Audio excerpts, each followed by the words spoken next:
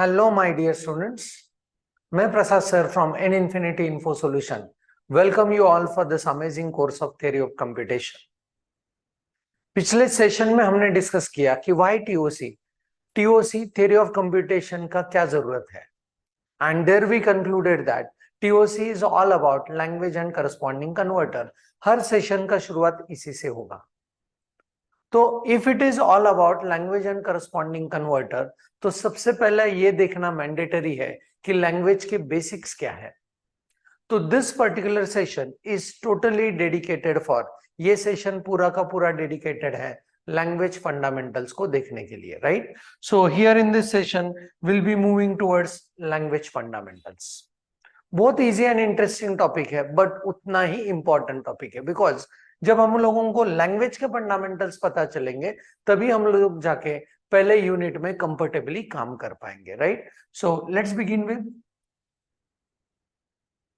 so let us compare it with the communication languages, because everyone who is attending this session must be familiar with at least 3 communication language. एक उनका mother tongue होगा, एक राष्ट्रभाषा होगा, एक international language that is English होगा. तो आपका लैंग्वेज का फॉर्मल स्टडी कहां से शुरू हुआ?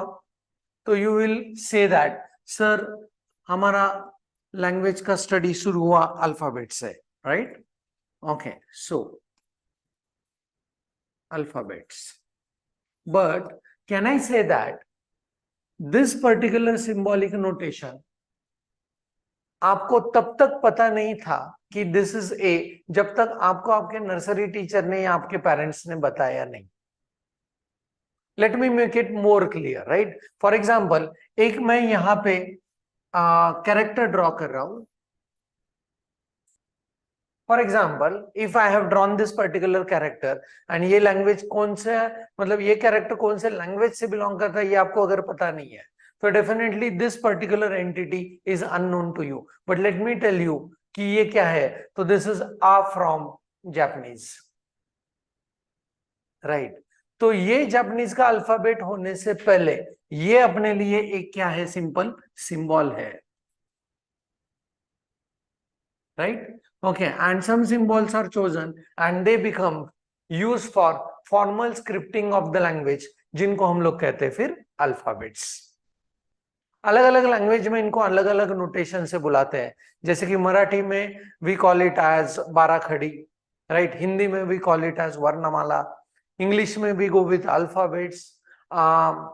इन Japanese we go with hiragana, katakana, kanji, something like this, right. Okay, पर let us go with the English, familiar language है. सो सिंबल, कुछ सिंबॉलिक नोटेशंस बने, फिर अल्फाबेट्स, एंड इन अल्फाबेट्स को आप ग्रुप करने लगे तो आप आए वर्ड्स में. इन्हीं वर्ड्स को थोड़ा सा टेक्निकल लैंग्वेज में अगर देखा जाए तो we are going to call this words as strings, technical language के हिसाब से. But in communication language we call it as word. अभी आप मुझे बताओ, लैंग्वेज का बेसिक कम्युनिकेशन जो हो रहा है वो अल्फाबेट्स के थ्रू हो रहा है या वर्ड्स के थ्रू हो रहा है? अभी जो मैं आपसे कम्युनिकेट कर रहा हूं, I am not communicating with alphabets. For example, if I say I am talking, if this is my statement, you are able to interpret it by dividing it into words. I hope कि ये पता चल रहा होगा. I'm not saying IAMTALKING. I'm not communicating with you with the help of what? Alphabets. So communication का smallest token is word, right? फिर word को हम लोग ग्रुप करने लगे, तो word को ग्रुप करके हमने बनाए sentences, and sentences को ग्रुप करके फिर बनाए some paragraph, and some meaningful context comes, right? So I mean to say, like, this is the journey of working across the language. हर कोई लैंग्वेज में यही जर्नी है. Some symbolic notation are selected for scripting known as alphabet. Alphabet को group करके बनते हैं words, word को group करके बनते हैं sentence, sentence को ग्रुप करके बनता है paragraph, and then it is a well known form of a language. तो अभी theory of computation में हम लोगों को अगर इन अल्फाबेट्स को रिप्रेजेंट करना है या किसी लैंग्वेज को वर्ड्स को रिप्रेजेंट करना है, तो उसको कुछ मैथमेटिकल नोटेशंस के थ्रू हम लोग रिप्रेजेंट करेंगे. तो वो कैसे रिप्रेजेंट करना है, let us try to think about it, right. तो अपने लिए जो अल्फाबेट है, इन अल्फाबेट को रिप्रेजेंट करने के लिए we have one specific symbol known as sigma. हर सेशन में, हर यूनिट में you will be in need of this particular symbol because TOC is all about language and corresponding converters. So language में, do you agree that every language is in need of alphabet representation? Definitely yes. तो ये जो sigma है, that is indicating in theory of computation we are going to indicate this sigma notation से हम लोग indicate करेंगे finite set of input alphabets, right? यहां पे दो प्रॉपर्टीज पता चलेंगे अल्फाबेट्स के। वन इज, हाँ, ये जो सेट है वो नॉन एम्प्टी सेट है, कुछ ना कुछ अल्फाबेट्स तो होने चाहिए, right? Okay, so this particular set is non empty, right? As well as second property of this is this set is finite. तो ये जो सेट है that is non empty set, as well as this particular set is finite set. इसीलिए यहां पे representation में उसको कर दिया कि finite set of input alphabet. Now let us take an example of English language alphabet का सेट। तो कैसे रिप्रेजेंट कर सकते हैं? For example here I can go with sigma is equal to capital A, capital B से लेके capital Z तक, lower case A and B से लेके लोअर केस जेड तक, right? So this is a set of finite set of input alphabets for English language, you can say, right? In language we represent digits also, so in that case we get another set, digits ka set 0 1 till what 9, and this can be called as a decimal digit language also, right? Binary language के बारे में अगर बात करें तो उसका input alphabet का set आता है जीरोस एंड वंस के साथ। आई होप कि ये चीजें आपको पता चल रही होंगी, right? This set is having two properties, it is always non empty set and it is always a finite set, right? So alphabet का जो सेट्स है, इनपुट अल्फाबेट्स का जो सेट है, we are representing that particular set with the help of sigma, right?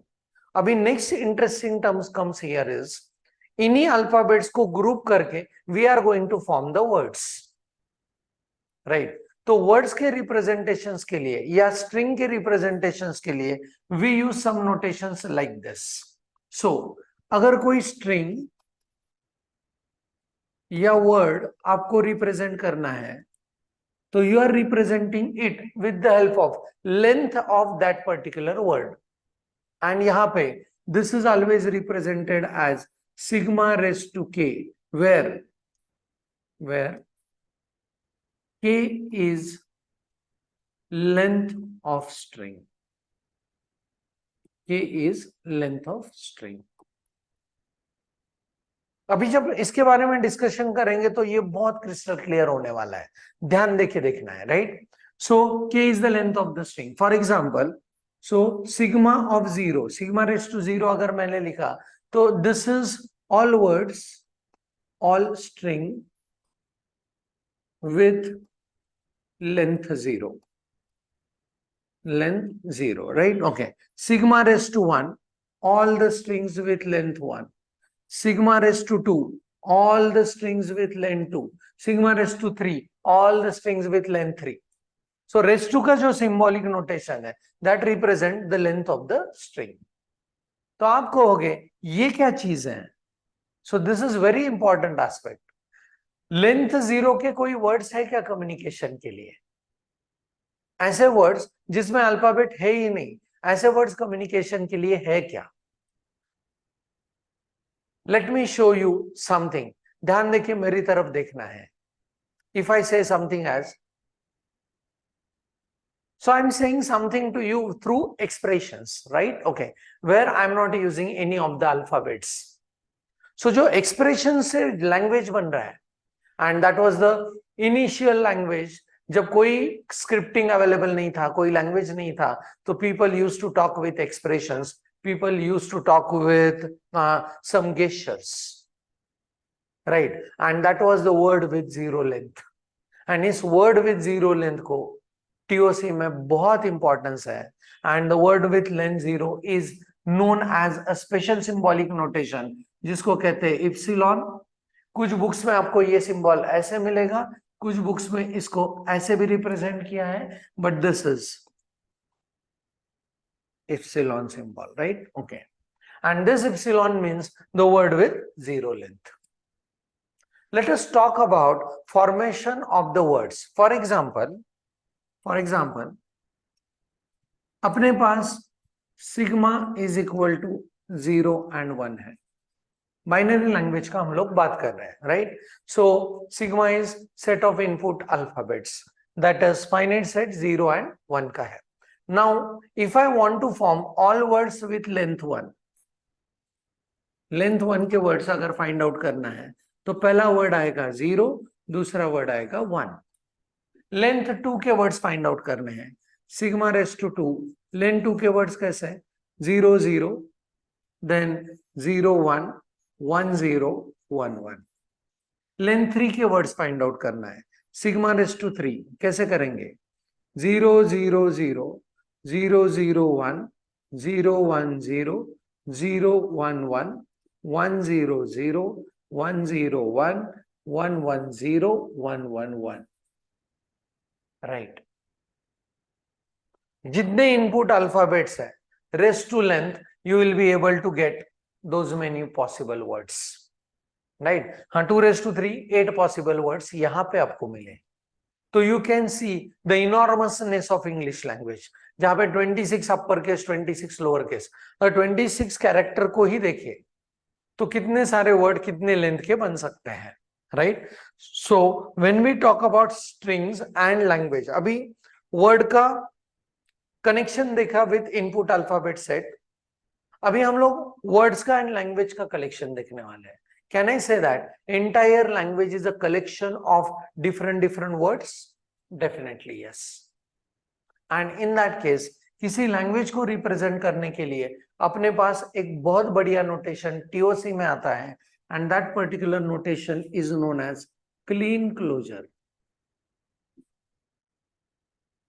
बड़े बड़े words आएंगे, डरना मना है. Kleene closure, symbolic representation is star, right?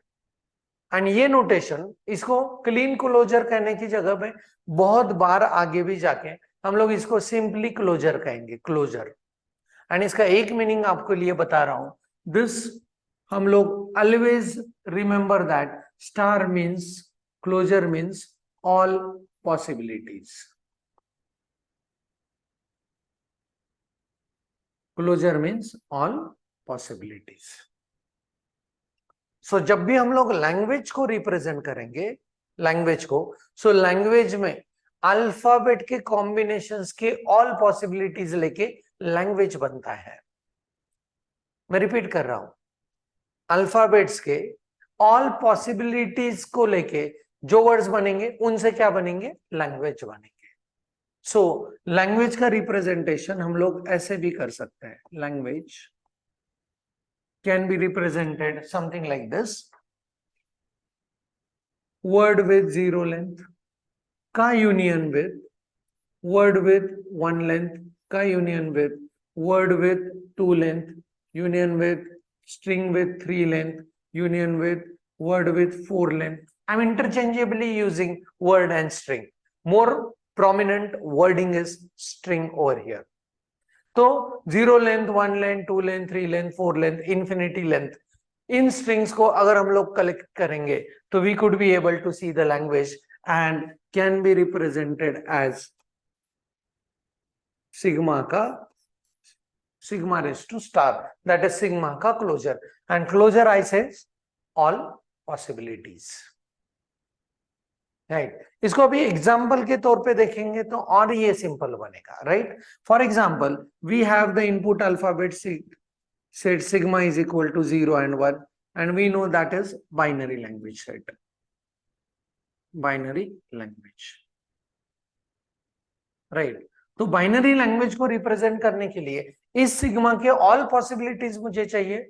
In all possibilities से जो भी वर्ड बनेंगे those will be there inside binary language.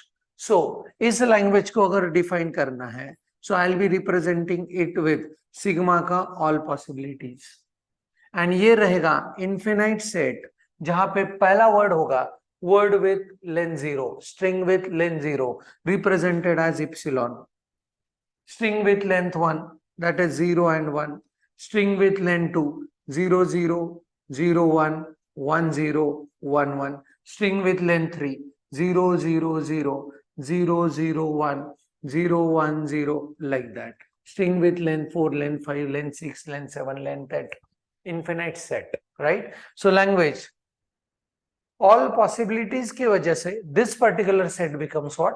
Infinite set. Now एक एग्जांपल लेते हैं. फॉर एग्जांपल मेरे पास अभी सिग्मा है एक लैंग्वेज का capital A, B as well as C. Can you go on representing the corresponding language? So language is equal to sigma का all possibilities, sigma raised to closure, sigma का all possibilities, and this will have word with length 0. word with length 0 आप कहोगे epsilon. word with length 1, तो यहाँ पे possibility A हो सकता है, B हो सकता है, C हो सकता है. word with length 2 कैसे होंगे? AB होगा, this is AC can be there. next one is BA हो सकता है, BC can be there. next one is CA हो सकता है, CB can be there. I hope you are able to understand this, right? And this is extremely vital जब हम लोग finite ऑटोमाटा या आगे के यूनिट्स करेंगे, क्योंकि हर यूनिट में you are dealing with language language and language. So language को फॉर्म करना is the prime objective, because उस लैंग्वेज को अगर आप फॉर्म करते हो तो उस लैंग्वेज के रिलेटेड के प्रॉब्लम्स को आप easily solve कर सकते हो. If you are not able to form the language, then forget about solving the problems. So language formation, what is language? Language is input alphabet set के all possibilities, and it is going to have something like this. Please observe. Word with 0 length, word with length 1, string with length 2, union with string with length 3, like that. And इसका सबका combination बन के language बनेगा जो कि हमेशा infinite set होगा. Right? Sometimes it happens that, please observe. For example, इस केस में मैंने दिया है sigma is equal to 0, 1 and 2. And if somebody says that language must have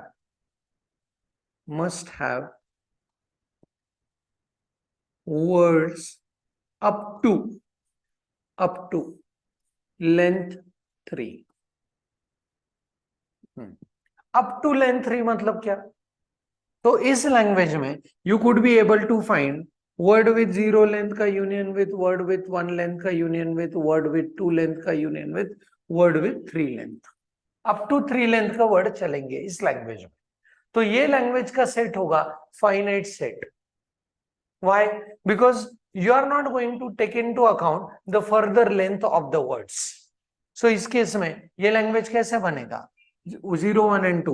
So language consists of epsilon, word with 0 length, word with 1 length होगा 0, 1 and 2. word with 2 length होंगे कैसे? 0, 0. next is 0, 1. next is 0, 2. next is 1, 0, 1, 1, 1, 2. ऐसे. next is 2, 0, 2, 1, 2, 2. ऐसे words होंगे, right? 3 length के words भी 0, 0, 0, 0, 0, 1, like that. Those words can be formed. But this particular language will not have any word which is beyond the length 3. So इस case में ये language बनेगा अपने लिए फाइनाइट लैंग्वेज. सो ये है alphabet sigma notation, Kleene closure that is star notation, and string बनते हैं अल्फाबेट्स के कॉम्बिनेशन से. and we can have the combinations from length 0, length 1, length 2, length 3 up to n number of lengths. And सबसे special symbolic notation, the word or the string with length 0 is indicated with a special symbol known as epsilon. आगे जाके ये बहुत जगह पे आप देखने वाले हो और इसका इंपॉर्टेंस भी बहुत जगह पे आपको पता चलने वाला है. So this is all about language fundamental. I hope you understood what is the notation of representation of alphabet, what is clean closure means, and how to form different words and the corresponding language. So this is all for this session. Thanks for the watching. अगले session में चलेंगे finite ऑटोमाटा के type and उसके related domain में. So thanks for the watching. Thank you very much.